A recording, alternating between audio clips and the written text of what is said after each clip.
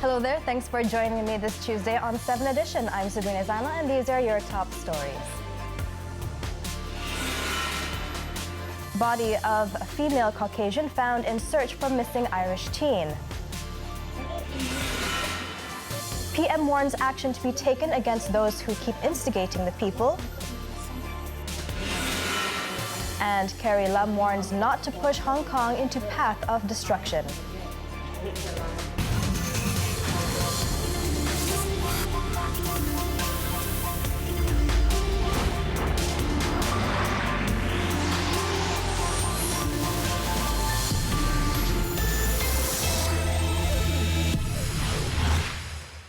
We begin the bulletin with this story. Rescuers found the body of a female Caucasian in the search for a missing Irish teenager, Nora Ann Quarin, less than 2 kilometers away from the Dusun Resort in Pantai, Negeri Sembilan, where she stayed with her family before vanishing. Deputy Inspector General of Police, Datuk Mazlan Mansur, said preliminary probe shows that the body is that of Nora. However, they would still wait for her parents to identify the body before this could be made official. Now, the body was found at 1:57 p.m. on Tuesday near a waterfall in the jungle surrounding the eco-resort. He added that the white-skinned body was found intact and it has been airlifted from the location before arriving at the Tuanku Jaafar Hospital in Seremban. Nora and her family arrived in Negeri Sembilan for a 2-week holiday on August 3rd, a day before she went missing. The discovery of the body was made on the 10th day of the intensive search for the 15-year-old special needs teen. Now, to give us more updates on the current status in Seremban, let's head over to our reporter Nurul Amalina Zainuddin, who is on the line with us live from the Tuanku Jaafar Hospital. Hi, Amalina, what can you tell us? Yes, Sabrina, now the body of the female Caucasian that was found about 2 kilometers from the Dusun Resort in Seremban arrived at the Tuanku Jaafar Hospital's forensic department at about 7 p.m. just now. And the body was airlifted by a helicopter before it was brought down at the King George of 5th School Field and was transported in a Malaysia Civil Defence Force van. And from my observation, the parents of Nora Ann seems not to be here at the hospital. There's only authorities and media waited here since 6 o'clock. And in the meantime, authorities say that the postmortem on the body will be conducted tomorrow. I think that's all I have for you, Sabrina. Back to you in the studio.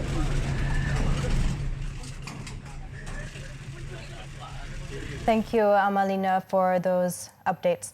Now, moving on, the Prime Minister today warned that there are provisions in the law to deal with those who kept instigating the people. Referring to Chinese educationist group Dong Zong, Tun Dr Mahathir Mohamad said the organization would be violating the country's laws if it keeps inciting people to fight each other. The Premier also said police will now determine whether or not to outlaw the group. Now, if he keeps on stimulating, inciting people to fight against each other, of course that is going against the law. We have freedom of speech, but we are always sensitive about not instigating people to different races to fight each other. But Dong Zong is only talking about one community, forgetting that this is a multiracial country. Would you agree that Dong Zong be banned? I don't know yet. That's for the police to decide. So that's a statement from your cabinet, Mr. Tun Dr Mahathir spoke to the media after attending the Kuala Lumpur International Airport's 21st anniversary in Sepang this afternoon. He was asked to comment on a petition calling for the government to ban Dong Zong as a racist organization. The online petition comes in the wake of a petition launched by Dong Zong yesterday to oppose the teaching of Jawi calligraphy in vernacular schools. Bersatu Youth plans to send the online petition to the King and the Prime Minister once it achieves 100,000 signatures.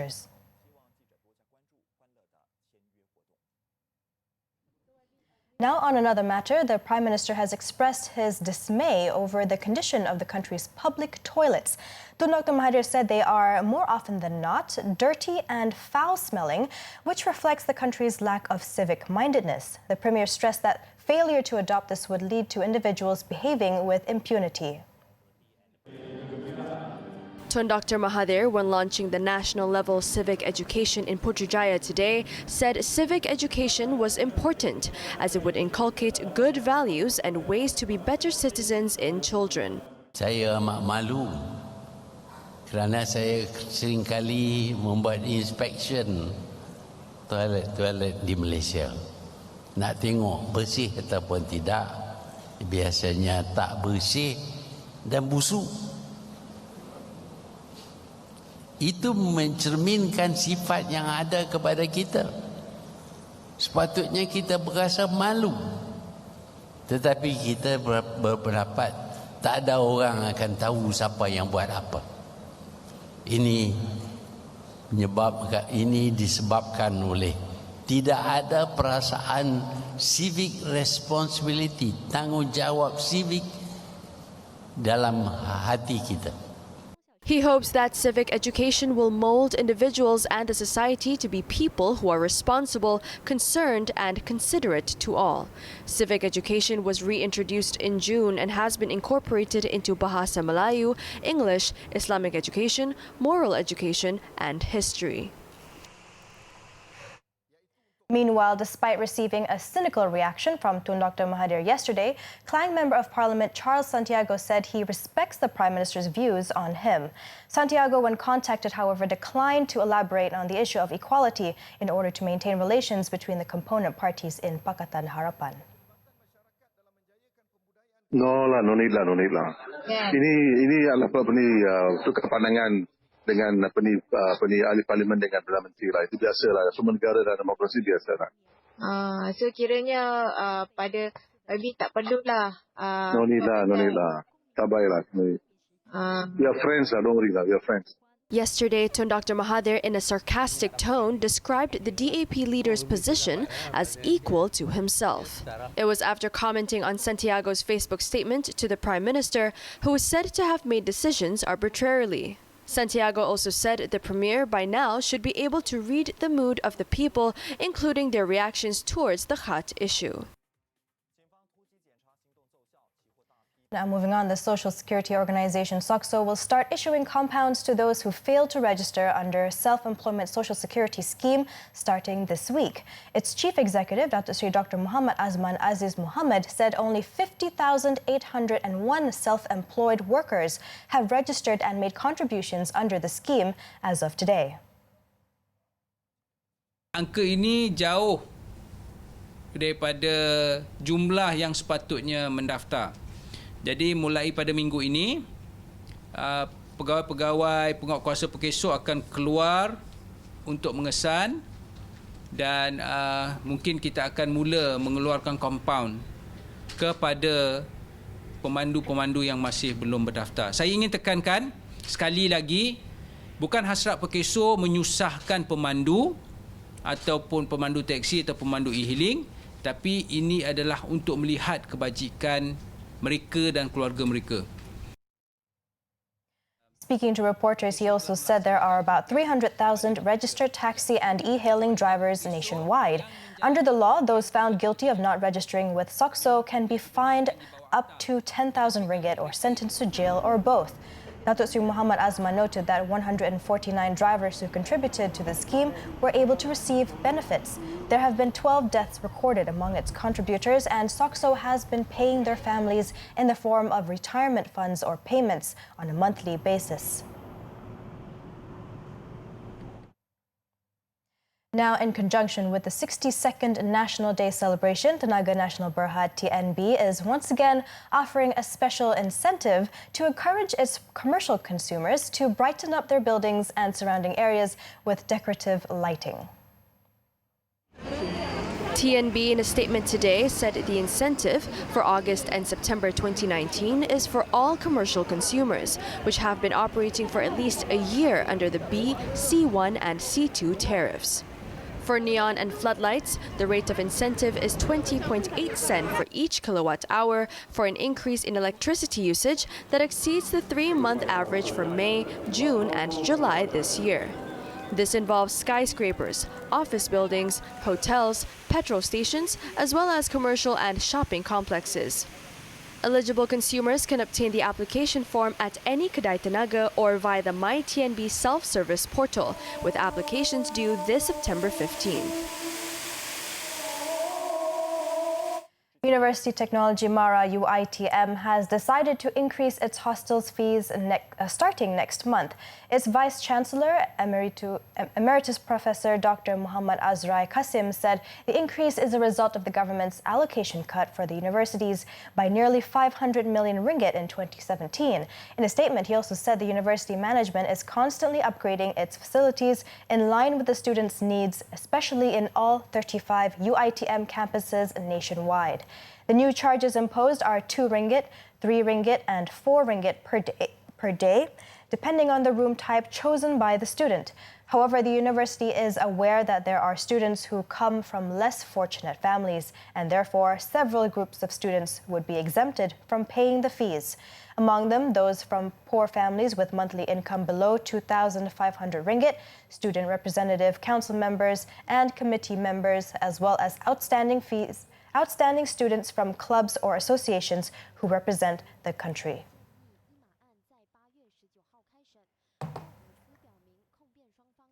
Now, Datuk Sri Najib Razak's One Malaysia Development Berhad 1MDB trial will commence on Monday next week.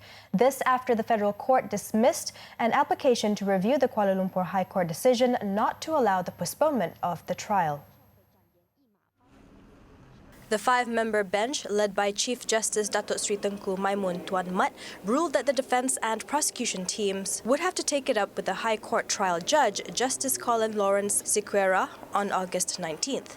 This on whether they want to proceed with the case on that day itself or August 28th to accommodate Datuk Sri Najib's SRC International Sendirian Berhad trial. Both the teams had earlier planned to appeal to seek a postponement of the 1MDB trial to make way for the SRC trial before the Attorney General Tommy Thomas made the decision to withdraw the motion. The AG also said that he was confident to close the SRC case this Friday. The former Prime Minister was charged with 25 corruption counts involving 2.28 billion ringgit of 1MDB money on September 20th last year. In other news, a senior citizen in Johor was sentenced to 20 years in jail and 10 strokes of the rotan for raping and sodomizing his 9-year-old stepdaughter. Judge Zahila Muhammad Yusuf meted out the sentences today after the accused pleaded guilty at the Kota Tinggi Sessions Court on May 23rd. According to court filings, the victim's mother, who is also the wife of the accused, had lodged a police report upon discovering her husband's despicable act in May. The victim was then brought to the Sultan Ismail Hospital in Johor Bahru for medical examination and treatment. Meanwhile, in Sabah, police have seized a total of 17 rifles and 5 pistols, most of them homemade guns, in a number of raids across Ranau recently. 8 suspects were also detained, with over 600 bullets seized in the 2-day operation which began on August 6th.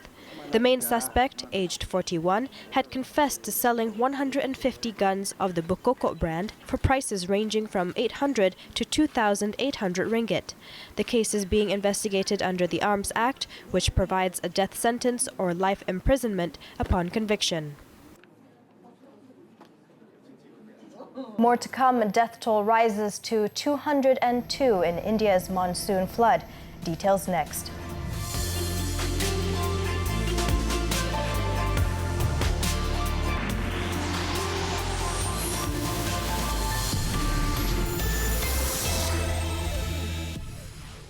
We're back with foreign news.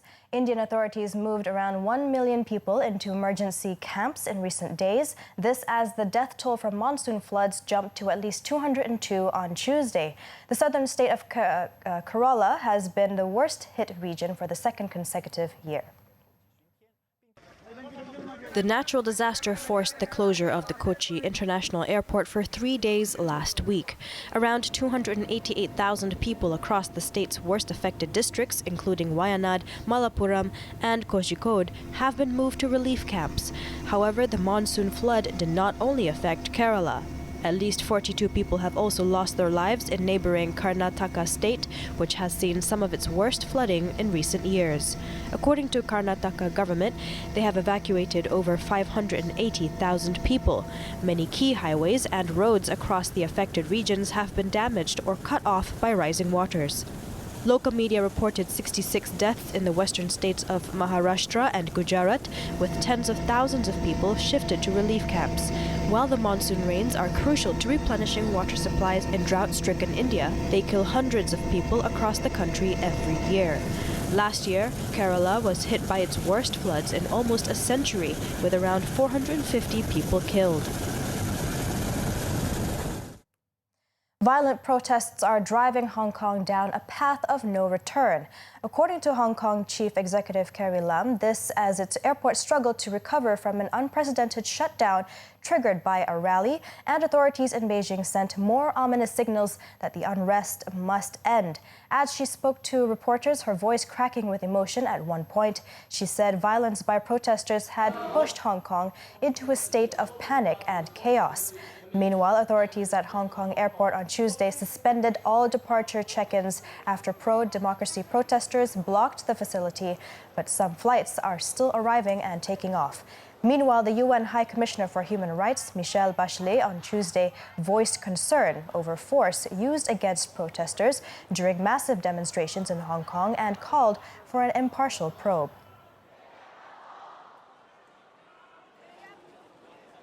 Meanwhile, U.S. President Donald Trump's administration unveiled a sweeping rule that would limit legal immigration by denying visas and permanent residencies to hundreds of thousands of people for being too poor. The long-anticipated rule takes effect October 15th. This means applications for temporary or permanent visas will be rejected for failing to meet income standards or for receiving public assistance such as welfare, food stamps, public housing, or Medicaid. Immediately after the rule was announced, the National Immigration Law Center, NILC, said it would file a lawsuit to stop it from taking effect. Through the public charge rule, President Trump's administration is reinforcing the ideals of self-sufficiency and personal responsibility, ensuring that immigrants are able to support themselves and become successful here in America. Meanwhile, the group's executive director said the rule was racially motivated. The overhaul is part of Trump's efforts to curb both legal and illegal immigration, an issue he has made a cornerstone of his presidency. The new rule is derived from the Immigration Act of 1882, which allows the U.S. government to deny a visa to anyone likely to become a public charge. Most immigrants are ineligible for the major aid programs until they qualify for green cards, which grant legal permanent resident status. However, the new rule, announced in the Federal Register by the Department of Homeland Security, expands the definition of a public charge and stands to disqualify more people.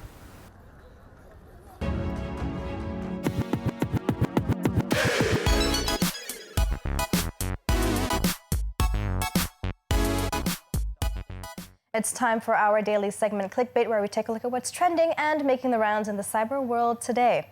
Now, there's nothing more dramatic than a feud between neighbors, right? However, one such case that went viral on Twitter recently was met with amusement from netizens instead.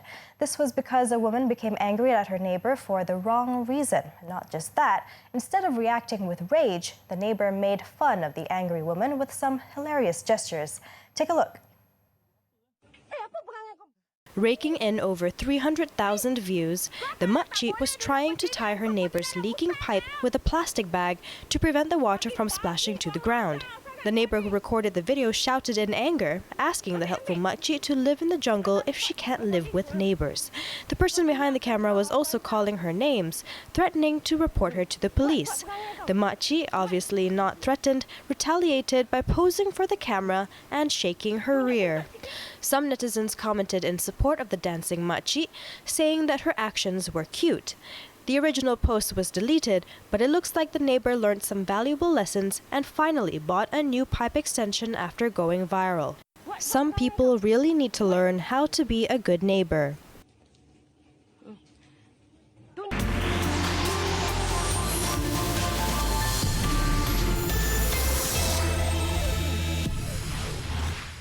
Thanks for staying with us.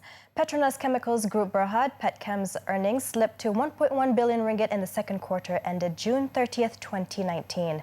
This from 1.4 billion ringgit a year ago. It was recorded after revenue dropped 8% to 4.3 billion ringgit in the same period amid declining crude oil price and softer market demand. The weaker revenue was largely due to lower product prices, partially offset by higher sales volume and the weakening of the ringgit against the US dollar. Petchem will continue to be primarily influenced by global environment, currency rate movements, facility utilization rate, and petrochemical product prices. This is in view of their high correlation to crude oil price, particularly for the group's olefins and derivatives segment.